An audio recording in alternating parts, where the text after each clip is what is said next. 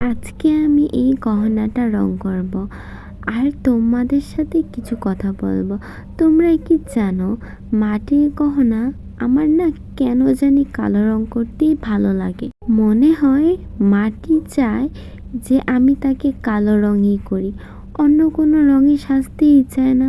কিছু কিছু গহনা কালো রং করলেই মনে হয় যে এটা সুন্দর লাগবে। আমার বেশিরভাগ গহনাই কালো কালো রঙের হয়। জানি না কেন আমার মন চায় যে আমি কালো রঙই করি। মাঝে মাঝে অন্য অন্য রং করি, কিন্তু কালো রংটাই আমার বেশি ভালো লাগে।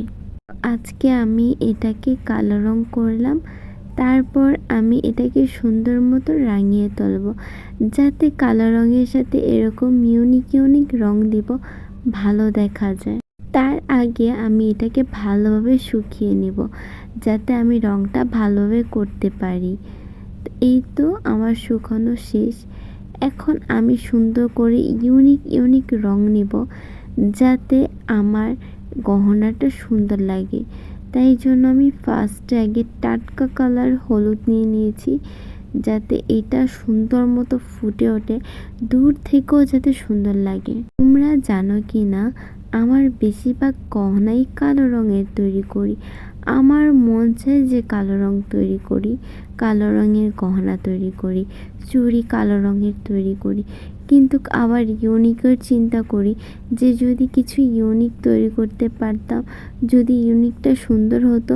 কিন্তু ভয়ে ভয়ে অনেক কিছু আমি করতে পারি না, অনেক ভয় লাগে যে এত কষ্ট করে আমি গহনাটা তৈরি করলাম, যদি আমার একটু ভুলের জন্য গহনাটা সুন্দর না লাগে, তখন আমার কাছেই পরতে ভালো লাগবে না। শখের জিনিস অনেক টাকা দাম হলেও কিনে পরতে ইচ্ছা করে, কিন্তু তোমার যদি অল্প টাকার মধ্যেও যদি পছন্দের কোনো কিছু না পাও, তাহলে সেটা কেনারও কোনো ইচ্ছা করে না। আমার হয়তো বা ইচ্ছা করে না। তাই জন্য আমি সবসময় চেষ্টা করি যে আমার অন্তত মনের মতন হোক, যাতে আমি একবার না বারবার পড়তে পারি, বারবার যাতে আমার মন চায় যে না আমি আজকে একটু পরে দেখি যে আমাকে কেমন লাগবে।